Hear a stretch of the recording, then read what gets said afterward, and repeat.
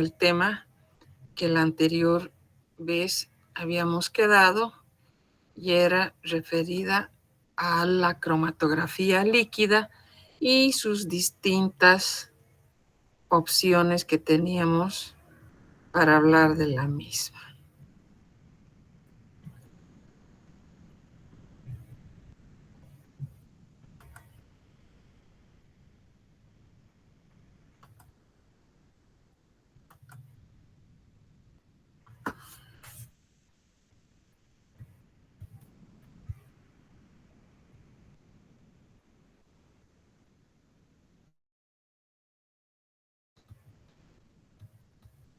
Bien, nuestro tema se refería a lo que era la cromatografía líquida.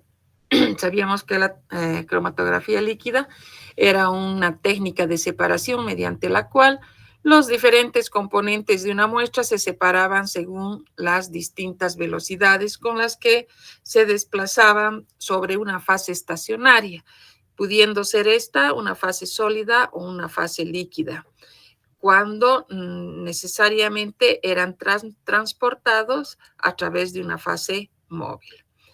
Luego también habíamos visto la clasificación de la cromatografía líquida en dos grandes grupos, la cromatografía plana y la cromatografía en columna. Dentro de la cromatografía plana nosotros habíamos visto la cromatografía en papel y en capa fina, mientras que cuando nos referíamos a la cromatografía en columna teníamos que considerar la cromatografía clásica tradicional, si vale el término, y aquella que estaba caracterizada por someter a altas presiones, lo que nos proporcionaba una mejor resolución, una mayor rapidez en el proceso de separación de los distintos componentes de una mezcla. Cuando nos referíamos a la cromatografía líquida de alta presión, también podíamos considerar a la cromatografía de absorción, la cromatografía de reparto, la cromatografía de cambio iónico o intercambio iónico también, la cromatografía por exclusión y la cromatografía de afinidad. Entonces, esta es la última parte que a nosotros nos faltaba revisar y hacíamos una ligera descripción de lo que en sí constituía la cromatografía líquida en columna, donde nosotros a través de una serie de etapas, como era en una primera, que consistía en el empaquetamiento de la columna, tomando en cuenta la fase estacionaria, luego la aplicación de la muestra en esta columna empaquetada, procedíamos a la elución y el posterior recogimiento de las distintas fracciones que se iban separando a lo largo de la columna. Y también la necesidad de mejorar el método hace que se piense en un nuevo, o diríamos, en un método mucho más optimizado, corrigiendo todas aquellas limitantes, todas aquellas situaciones que podían interferir de algún modo en el proceso de separación dentro de lo que era la cromatografía clásica. Y ahí es por eso que surgen muchos objetivos para contar con una cromatografía líquida nueva, en la que se perseguía conseguir una mayor eficacia en la separación, tardar un menor tiempo para poder separar cada uno de los componentes de las mezclas, también la posibilidad de incorporar, de unir o conectar hacia un sistema de detección continua y la posibilidad de emplear las muestras, las mezclas en cantidades que estén en el orden de los microgramos. Entonces, con todas estas diríamos, características es que surge un proceso de separación cromatográfico sometido a altas presiones, a lo que nosotros conocíamos como el HPLC. Y dentro de los componentes básicos de un equipo, nosotros encontrábamos un depósito de la fase móvil y el tratamiento necesario que se debería realizar a nivel del disolvente. Luego contábamos con un diríamos, un sistema de bombeo fundamental en el equipo para pasar a un tercer componente que eran los sistemas de inyección de la muestra, donde se tenía que tener bastante cuidado. Podríamos decir que tal vez era la parte más delicada de todo el proceso cuando empleábamos un cromatógrafo para cromatografía líquida.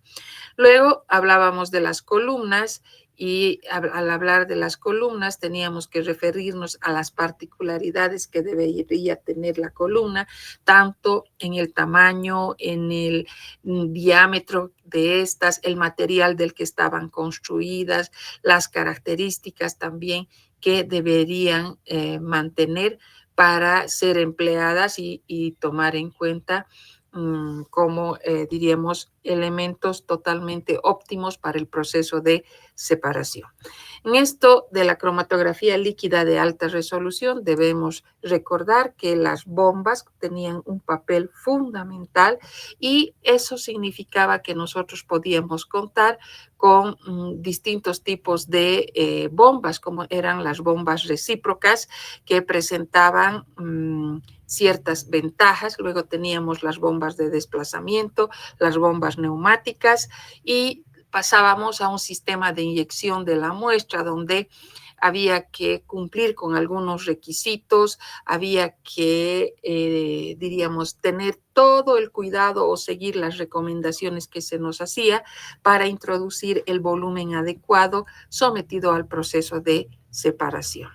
Luego nos referimos también a las columnas, el papel que éstas desempeñaban, las características que debían tener, los materiales que iban a permitir empaquetar estas columnas, la presencia de una precolumna, el papel que desempeñaba una precolumna y luego veíamos también las distintas clasificaciones, en este caso tomando en cuenta el relleno que se podía considerar para cada una de las columnas.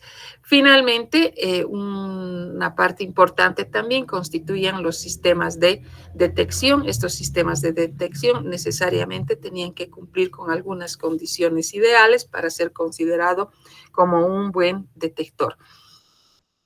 Hablábamos de la respuesta universal, de la gran sensibilidad, para la capacidad para detectar pequeños volúmenes, la producción de un bajo ruido de fondo, no ser destructivo, ser bastante robusto y lo más importante, que podría estar al alcance de todo bolsillo, es decir, que sea económico y de fácil manejo.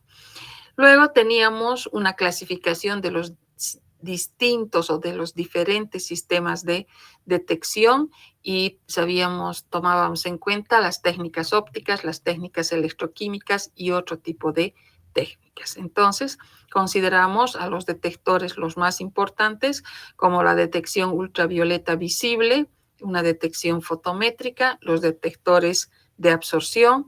Teníamos ahora recién que referirnos a los distintos tipos de cromatografía. Y cuando hablamos de los distintos tipos de cromatografía, vamos a mencionar 5 tipos importantes. Dentro de los primeros, vamos a considerar a la cromatografía de partición o cromatografía de reparto. También recibe el nombre de, recibe este segundo nombre de reparto. ¿Por qué se caracteriza esta cromatografía? Se basa en la distribución de los solutos entre una fase móvil líquida y otra estacionaria, que también puede ser líquida, inmisible, soportada sobre un sólido inerte, donde la causa de la discriminación entre los solutos eran las diferencias de solubilidad. Entonces, en primer lugar, recordaremos cuál era la finalidad de tomar en cuenta en los procesos cromatográficos como ser el HPLC, que es a donde estamos enfocando o donde nos estamos ubicando, era la característica fundamental, el sometimiento a la alta presión. de que por qué nosotros decíamos era importante contar con una bomba que nos proporcione una situación de trabajar a alta presión, porque lográbamos, por un lado, impulsar el disolvente a través de las columnas, mejorando de esta manera el proceso de separación. Había una disminución en el tiempo de análisis y, ojo, había una mejor resolución. Entonces, para considerar nosotros a la cromatografía de reparto, o conocida también con el nombre de partición, podíamos definirlo, resumirlo como un mecanismo de separación donde las moléculas se lograban, diríamos, distribuir en dos fases, como habíamos visto, una condición que sean inmiscibles. Una fase era estacionaria. Esta fase estacionaria podía tratarse de un líquido inmovilizado o también que esté fuertemente retenido sobre un soporte sólido. Y una fase móvil líquida, por eso está dentro de nuestro grupo de cromatografías líquidas. Entonces, esta fase móvil, este líquido, diremos así, va a fluir a través de la columna. En otras palabras, va a ser una distribución diferencial de los solutos entre las dos fases inmiscibles, la fase estacionaria y la fase móvil. Es decir, que cada compuesto de la mezcla va a tener una diferente solubilidad, es decir, va a contar o se va a tomar en cuenta, si vale el término, la afinidad en la fase estacionaria y también con la fase móvil. En otras palabras, si es más soluble en la fase móvil, se va a desplazar mucho más rápido.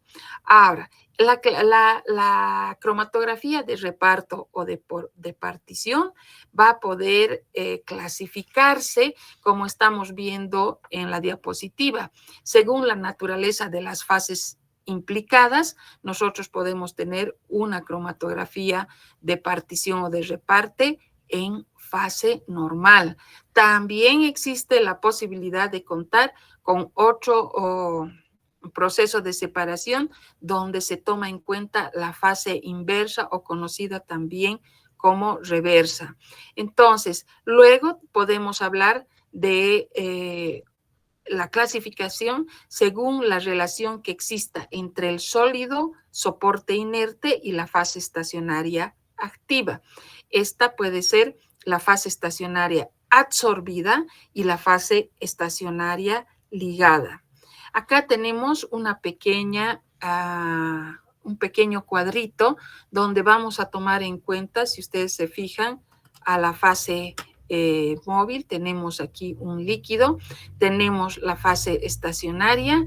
La fase estacionaria va a poder ser líquida o también puede ser considerada un sólido.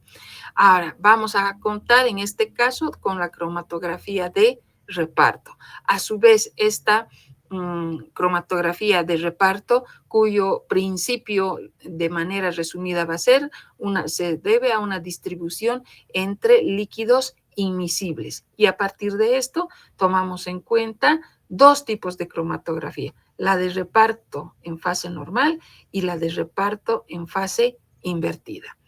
Ahora, también contamos con una fase móvil, vamos a tener una fase estacionaria líquida y vamos a tener un principio de separación que en este caso va a ser el tamaño, y por eso nosotros conocemos a la cromatografía como de exclusión por tamaños, que la vamos a describir posteriormente. Tenemos ahora, cuando continuamos trabajando o estamos dentro de lo que es la cromatografía líquida, y tenemos una fase estacionaria que va a ser sólida. Y en la fase estacionaria sólida, nosotros vamos a tener a la cromatografía de adsorción. Entonces, esto nos va a permitir que consideremos en una primera instancia unas interacciones inespecíficas que van a dar lugar a la cromatografía de absorción. Consideremos interacciones electrostáticas que nos va a dar lugar a las cromatografías de intercambio iónico. Y luego tomaremos en cuenta a las interacciones por afinidad biológica que naturalmente dará lugar a la cromatografía de afinidad. Entonces, con este pequeño cuadro, nosotros vamos a ir viendo cada uno de los tipos de cromatografía. Si nosotros hablamos, por ejemplo, de la cromatografía por exclusión de tamaño, esta es conocida o denominada también como cromatografía de filtración sobre geles. Se aplica particularmente a especies que tengan un elevado peso molecular, como ser las proteínas, como ser los azúcares, como ser los ácidos grasos. Ahora, ¿qué características van a tener los rellenos de esa columna? Van a estar constituidos por pequeñas partículas poliméricas o de sílice que contienen una red de poros uniforme en los que se pueden difundir las moléculas del soluto y también del disolvente. Las moléculas serán atrapadas eficazmente en los poros y van a ser eliminadas a través del flujo de la fase móvil. Antes de pasar a la cromatografía siguiente, nosotros vamos a referirnos entonces a lo más importante de esta cromatografía de exclusión por tamaño. Hemos dicho que el otro nombre puede ser conocida también como cromatografía por filtración sobre geles. Se va a basar, como hemos mencionado, en la separación de moléculas, pero según su tamaño, o también puede ser su peso molecular. Para esto vamos a emplear una fase estacionaria que sea porosa. ¿Y cómo va a funcionar esta? La fase estacionaria va a estar formada por un material inerte que presente poros y cuyos tamaños estén o sean definidos. Entonces, ¿qué ocurre? Las moléculas de la muestra van a ser arrastradas por la fase móvil y tenemos 2 hasta 3 opciones. Las moléculas grandes, como son grandes, no van a poder entrar en los poros. Por lo tanto, van a migrar, van a viajar solo por los canales externos de las partículas y van a ser, por lo tanto, las primeras que van a salir. ¿Qué quiere decir esto? Que van a eluir más rápido. Tenemos a las moléculas que van a ser pequeñas. Estas moléculas, al ser pequeñas, van a ser capaces de penetrar en los poros y van a recorrer caminos mucho más largos, mucho más extensos, de tal manera que posteriormente van a salir después de que se ha procedido a la elusión. Entonces, no tenemos que descuidar que también hay la posibilidad de contar con partículas que van a ser o moléculas que van a ser medianas. En el caso de estas, previamente tendrán que sufrir un fraccionamiento. En otras palabras, en esta cromatografía de exclusión por tamaños, como se dice, vamos a ver que la separación va a depender exclusivamente del tamaño dinámico de las moléculas y no de la presencia de las interacciones químicas que puedan presentarse. Aquí lo fundamental, lo determinante va a ser pues el tamaño que tengan este tipo de moléculas. Por estas características, ¿cuándo van a ser aplicadas este tipo de cromatografías de exclusión de tamaño? Cuando estemos hablando, por decirles, de procesos de purificación de proteínas, purificación de enzimas, purificación de aminoácidos. Es decir, si estamos frente a la separación de péptidos, cuando hay una determinación de la masa molecular, en el control de calidad de las proteínas, cuando se realizan análisis de polisacáridos en algún tipo de alimentos. Cuando nosotros hablamos de elementos contaminantes que se encuentran a nivel del agua. Entonces, esas son las principales aplicaciones que presenta este tipo de cromatografía por exclusión de tamaño. Si bien recuerdan, tenemos ahora a la cromatografía de absorción. ¿Qué caracteriza a la cromatografía de absorción? En la cromatografía de absorción, nosotros tenemos que mencionar que se basa en los fenómenos de absorción, es decir, hay una absorción sólida líquida. La fase estacionaria es un sólido polar finamente dividido, donde la muestra compite con la fase móvil por ocupar lugares en la superficie del mismo. Pasa la fase móvil y el analito que queremos separar va a ser retenido por absorción en la superficie de la fase estacionaria. El analito tendrá tendencia a quedarse en esa fase estacionaria o tal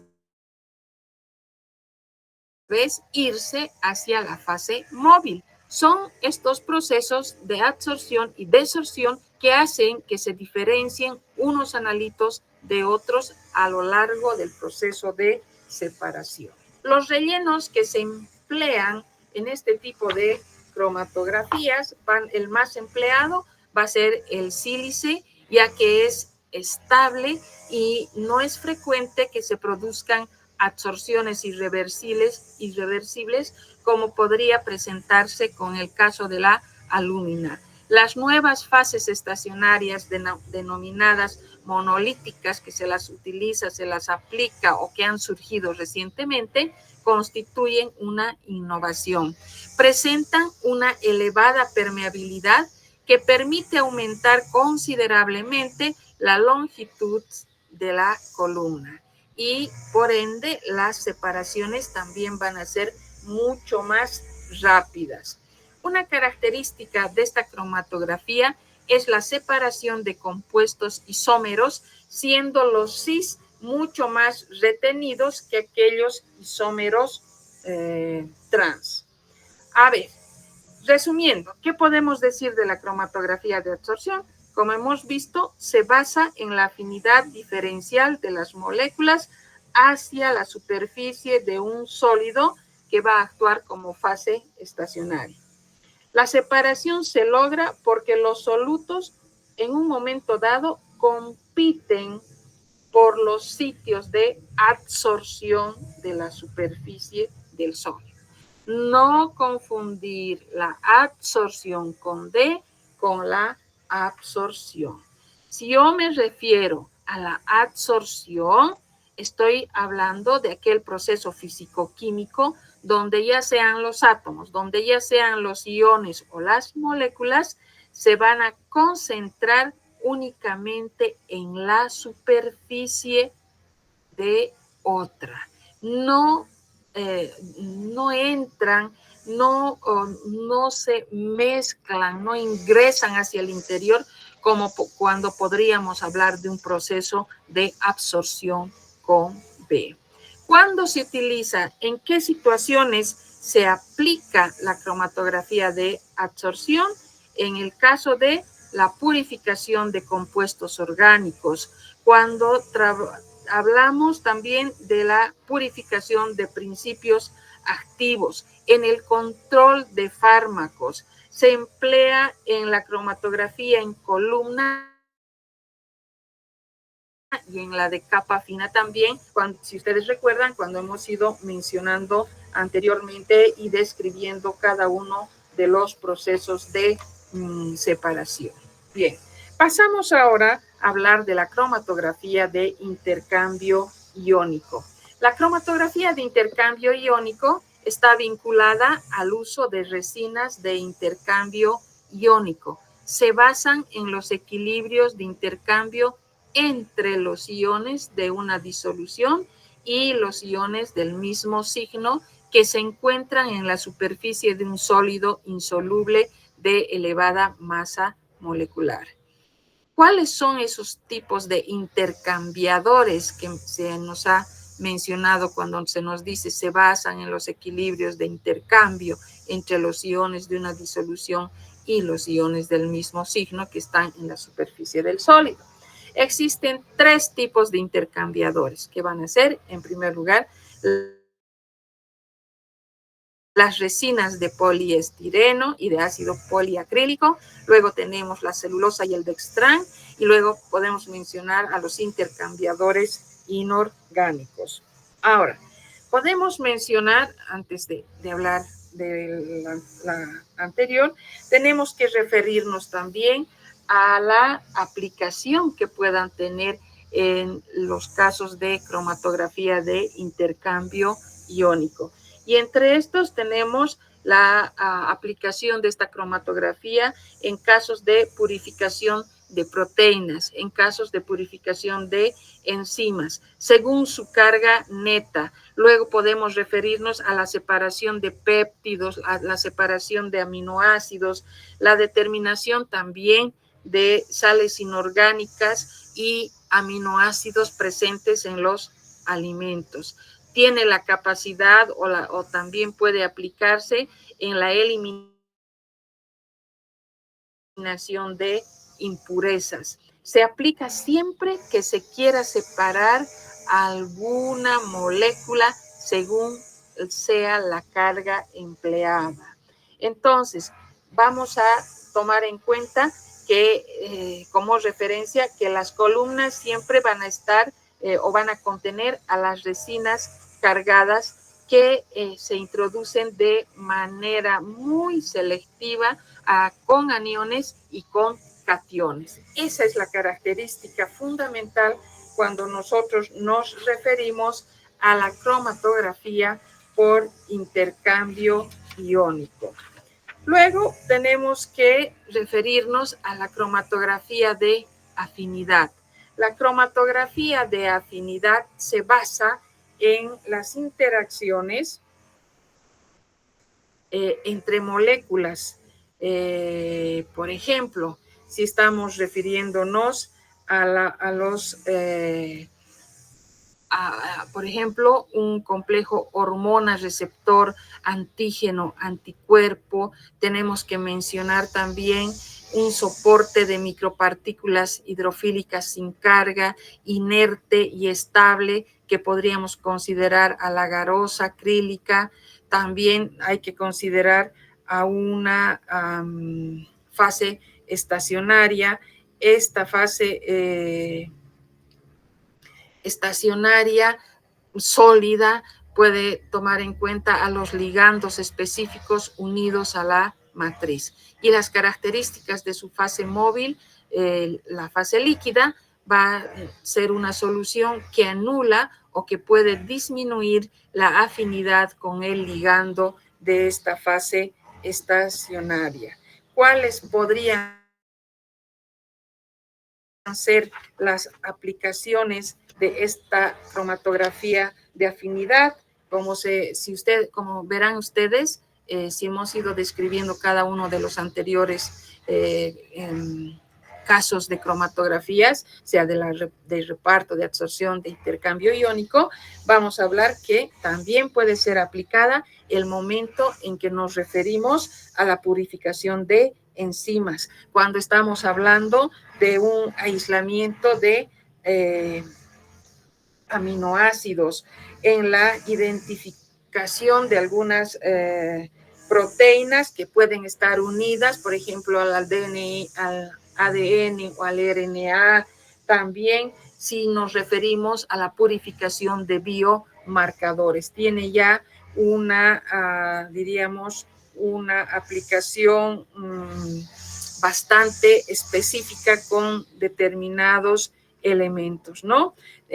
Si nosotros resumimos la aplicación de este tipo de cromatografía de afinidad, es altamente selectiva y ideal cuando se conoce que exista una interacción específica entre la molécula que es de nuestro interés y un ligando inmovilizado. Entonces, esas son las características de este tipo de cromatografía por afinidad. Bien, de esta manera, entonces, nosotros hemos descrito los distintos tipos de cromatografías que podíamos tomar en cuenta dentro de lo que va a ser, por ejemplo, la división o la clasificación de los procesos de separación. Los más actuales, los más aplicados van a ser los que acabamos de mencionar, que podemos considerar, por ejemplo, aquellos procesos de separación sometidos a altas presiones, ¿no? Como es el HPLC. Y ahí consideramos los 5 tipos de que acabamos de mencionar, a las cromatografías de afinidad, de intercambio iónico, de las cromatografías de reparto o las cromatografías por exclusión de tamaños. Pero eso no significa que también se puedan considerar cuando nosotros hablamos de un proceso de separación o una aplicación de una cromatografía líquida normal, de una cromatografía líquida, diríamos, clásica, ¿no? Obvio, es importante también recalcar que los resultados, la eficacia, la resolución que se obtenga no tiene punto de comparación con aquel tipo de cromatografía líquida donde ya se actúa, donde ya se aplica las presiones correspondientes, ¿no? Con las funciones, las finalidades que se persiguen. Entonces, de esta manera, nosotros hemos, diríamos, terminado nuestro capítulo de cromatografía líquida y pasaríamos luego, no hoy, vamos a quedar acá, a referirnos de la cromatografía, pero ya referida a los fluidos supercríticos que los vamos a ver la siguiente clase. Que tengan un buen resto de la tarde. Hasta luego, jóvenes.